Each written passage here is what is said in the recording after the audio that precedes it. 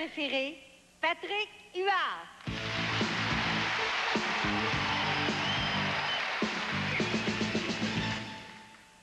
Très honnêtement, je suis nerveux ce soir parce que c'est ma première apparition solo au Festival international Juste pour rire. Et c'est un grand honneur pour moi de partager la même scène de gars comme Roland McDan, qui représente la France, Michel Courtemanche, qui représente le Québec, et puis moi, je représente plus Longueuil. J'avais le goût de vous parler un peu ce soir des différentes crises qui sévissent présentement. Entre autres, tout le monde est au courant que nous sommes en pleine crise économique. Je comprends qu'on soit en pleine crise économique. Hein. Je veux dire, nous autres, les Québécois, c'est incroyable à la vitesse à laquelle on consomme. Je veux dire, la grosse mode ces temps-ci, c'est les magasins entrepôts comme les Club Price. Ils vendent les pneus en paquet de 20 là-dedans. Tu peux t'acheter un six-pack de laveuse sécheuse au Club Price. Une autre affaire qui m'achale énormément dans la consommation, c'est les slogans qui n'ont pas de bon sens, hein? Niaiseux, comme chez Jean Coutu, on trouve de tout, même un ami. J'ai passé 2 jours là-bas, moi, puis... Puis entre vous puis moi, honnêtement, ça vous est-tu déjà vraiment arrivé que votre estomac criait Giorgio? Hey! Moi, jamais avant d'aller manger là. Après, oui, mais jamais avant, tu sais.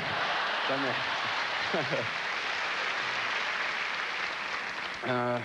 L'autre chose qui m'agace beaucoup aussi, c'est les choses qu'ils écrivent sur les produits qu'on consomme pour nous pousser à les consommer. Hein? Comme sur les sacs de chips, c'est écrit des choses comme « cholesterol free ».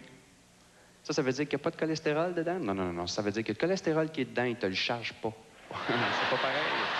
C'est pas pareil. Quand c'est pas ça, c'est le contraire. Et, ils écrivent des choses sur les produits qu'on consomme pour nous empêcher de les consommer, comme sur les paquets de cigarettes, c'est écrit des choses comme fumer peut augmenter les chances de cardiopathie. Je sais pas ce que ça veut dire, cardiopathie, mais ça a l'air grave, par exemple. Moi, personnellement, j'essaie toujours de m'en trouver un que c'est écrit dessus « Fumer durant la grossesse peut être dommageable pour le bébé ». Ça me touche moins, tu sais. Je veux dire, à ce rythme-là, ça va être quoi? Le mois prochain, ça va être écrit sur le papier de toilette « Santé et bien-être social Canada considère que l'irritation croît avec l'usage. » Il y a une autre crise dont j'aimerais vous parler, qui sévit au Québec depuis plusieurs, même décennies. C'est la crise d'épilepsie au Québec. La crise d'épilepsie au Québec, ça, c'est la crise où ce sont les Anglais qui, depuis des siècles, essaient de nous faire ravaler notre langue. Merci. Ça, je pense, mesdames et messieurs, que c'est dû à un problème très simple, c'est que les politiciens qui nous dirigent emploient des mots dont on ne connaît pas la vraie définition. Alors, j'ai fait quelques recherches et je vous ai apporté des mots avec la vraie définition de ces mots-là. Si on prend le mot politique, par exemple, politique, ça se divise en 2 mots, c'est-à-dire poli et tic, ce qui signifie avoir le tic d'être poli ou connaître l'art d'être hypocrite, là, vous le prenez comme vous voulez.